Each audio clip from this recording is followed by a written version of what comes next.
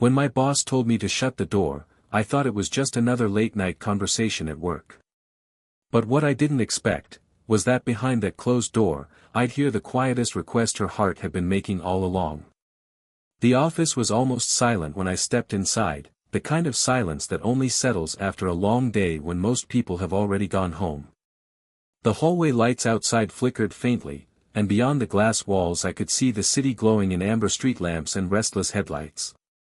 Inside her office, though, the air felt heavier, like time itself had slowed down to match her mood. She didn't look up immediately. Her hands moved across the papers on her desk in neat, controlled motions, but I could see the tension in her shoulders. That kind of tension doesn't come from paperwork. It comes from carrying too much, for too long. "Shut the door," she said, her voice low and steady. It was a command, but not an unkind one. She didn't even raise her eyes as she spoke, but the words settled into me, clear and deliberate. I turned and pressed the door closed. The soft click echoed louder than it should have, sealing the two of us inside. Funny how a single sound can change the atmosphere of a room. With that door shut, the office felt smaller, warmer, like an invisible line had been drawn between us and the rest of the world. When I turned back, I caught her watching me, just for a fraction of a second, before she dropped her gaze again.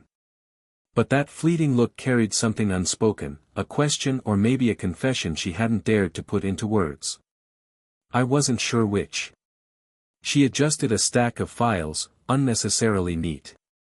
Then she lifted her pen, only to let it hover over a page without writing anything. I noticed the way her lips pressed together, the faint crease on her forehead that no amount of confidence could hide.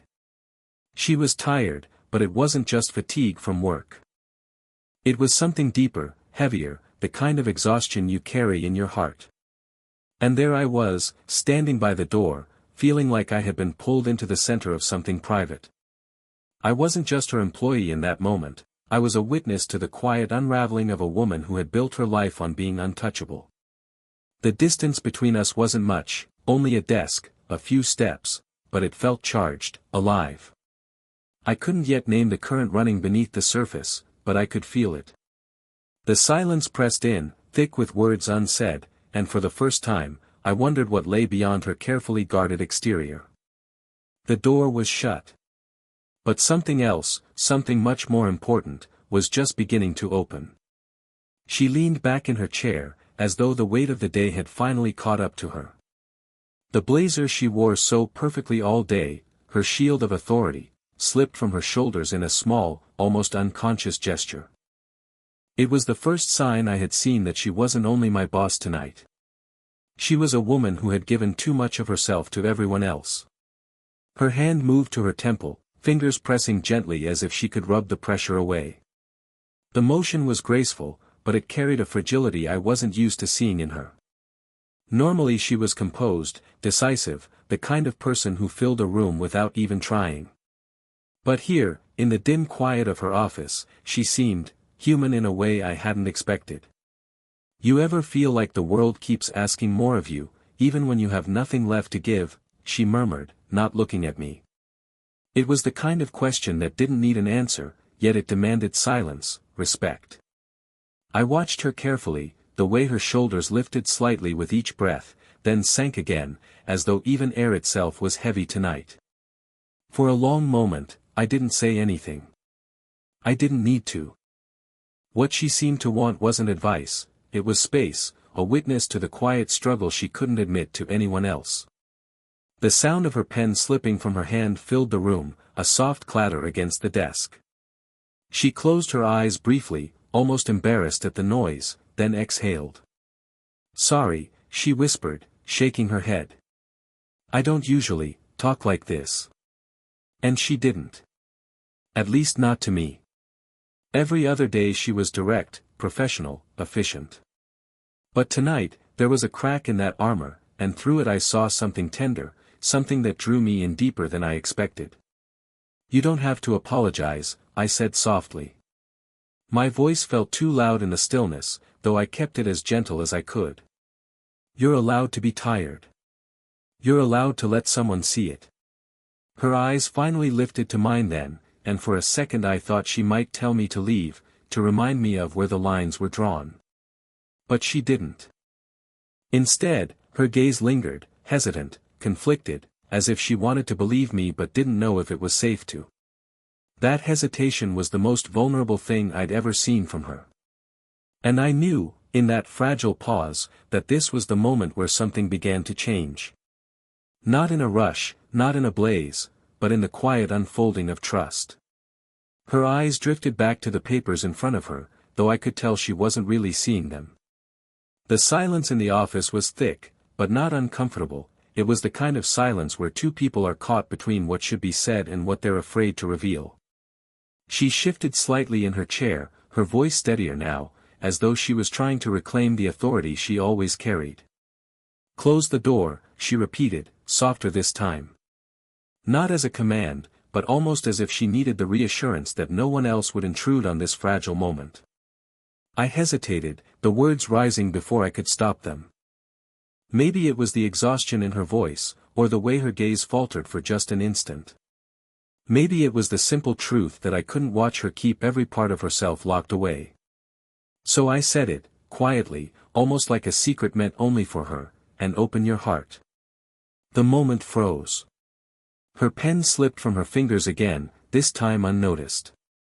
The sound of it hitting the desk seemed distant compared to the sharp stillness between us. She looked up at me, truly looked, as though she had never seen me before. There was no anger in her expression, no indignation, only surprise, layered with something softer, something she might not have wanted me to notice. Her lips parted slightly, but no words came. I could see the conflict flickering across her face, the instinct to dismiss my comment battling with the undeniable truth that it had touched her. I didn't move closer. I didn't need to. My words had already bridged the space in a way that steps couldn't. I let her decide what to do with them. She stopped, her voice barely audible. You shouldn't say things like that. Why not? I asked gently. I wasn't teasing, and I wasn't challenging. It was simply a question, spoken with the same sincerity as my earlier words. She looked away then, her gaze fixed on the window where the city lights shimmered like restless stars. Her jaw tightened as though she was searching for the safe response, the professional one. But her silence betrayed her, because if she truly wanted to shut me out, she would have. The truth was, my words hadn't offended her. They had reached her. And that, more than anything, was what unsettled her the most. For a while, she didn't speak. The only sound was the faint hum of the city beyond the glass and the quiet ticking of the office clock on the wall. I sat there, letting the silence hold us, waiting, not with impatience, but with the kind of patience that comes when you know something fragile is unfolding, and if you move too quickly, it might shatter. Finally, she set her pen down with deliberate care, aligning it neatly with the edge of her notepad, as though order in small things might steady the storm in her chest. Her gaze lifted to mine, steady yet uncertain. "Why did you say that?" she asked. Her voice wasn't sharp. It was searching. I drew a breath, letting my words carry the honesty she deserved. "Because I see you," I said simply. "Not just the way you carry yourself in front of everyone else, but the way you hold everything together, even when it weighs you down. You're strong, but strong doesn't mean you never need to be held." She blinked slowly, her expression unreadable at first. Then her eyes softened, just a fraction, as though she was letting me glimpse a part of her no one else was allowed to see. Her chair creaked softly as she leaned back, her hand drifting to the armrest, fingers tapping once, twice, before falling still. "You make it sound so simple," she whispered. "Maybe it is," I replied. "Maybe we're the ones who make it complicated." Her laugh was quiet, almost disbelieving, but it carried a tenderness that wasn't there before.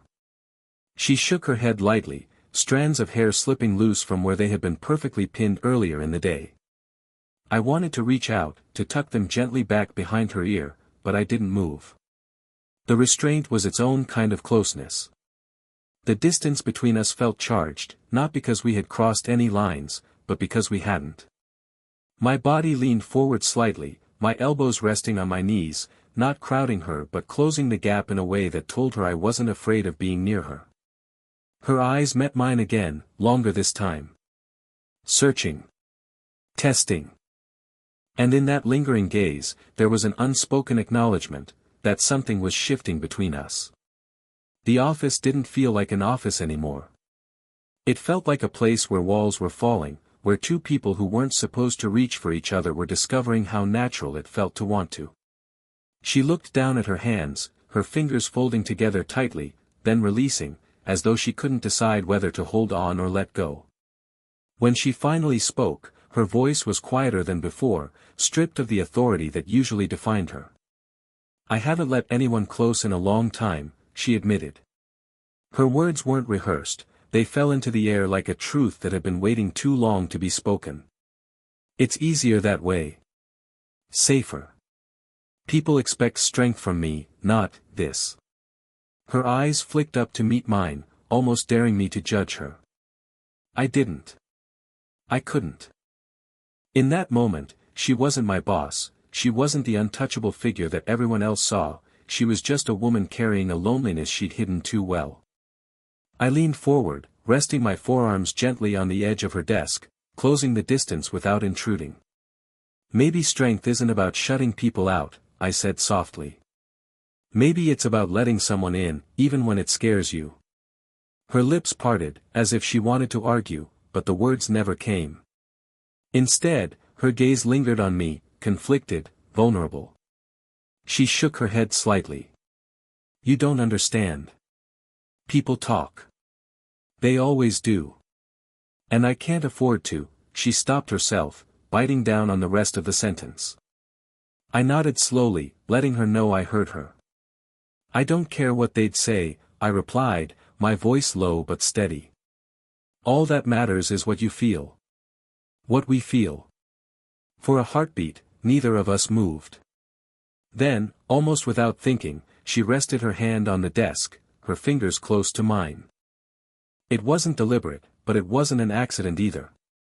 I let my hand drift just slightly closer, close enough that the back of my fingers brushed against hers. It was the lightest contact, nothing more than a whisper of touch, but it carried more weight than any embrace could have in that moment. Her breath caught. She didn't pull away. The warmth of her skin lingered against mine, subtle yet undeniable, like a secret we were suddenly sharing. And in that fleeting connection, I felt the truth she had been trying to hide. She wanted closeness, maybe as much as I did, but she was terrified of what it might mean. I didn't press further. I didn't need to. That small, trembling point of contact said everything. She pulled her hand back, but only just enough to rest it in her lap. The distance wasn't rejection, it was hesitation, the kind born from years of keeping herself guarded. Her gaze flickered toward the window, where the city lights shimmered like a restless tide. Then she stood. Slowly. Deliberately. The movement felt heavier than it should have, as though she was carrying the weight of a choice she wasn't ready to name. She began to pace, the soft click of her heels against the hardwood floor filling the silence. "I can't," she started, then stopped. Her arms folded across her chest, the classic shield she always wore when emotions cut too close. "I can't let this happen." I rose from my chair but didn't move toward her. The space between us was fragile, and I knew crowding it would break what little trust she was granting me. So I stayed still, letting her feel that I wasn't chasing her, only waiting. "You don't have to let anything happen," I said quietly. "You just have to be honest with yourself. That's all." She stopped pacing, her back still to me. For a moment, she stood utterly still, shoulders tense, head slightly bowed. Then, slowly, she turned. Her eyes found mine, and in them was a storm, fear, desire, defiance, longing. The room seemed to shrink. The hum of the city outside, the steady tick of the clock, all of it fell away until it was just the two of us, suspended in a silence that felt louder than words. I took a single step closer, then stopped.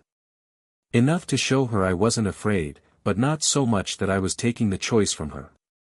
My heart pounded, but my voice stayed calm.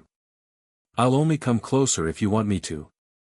Her lips parted, but no sound emerged.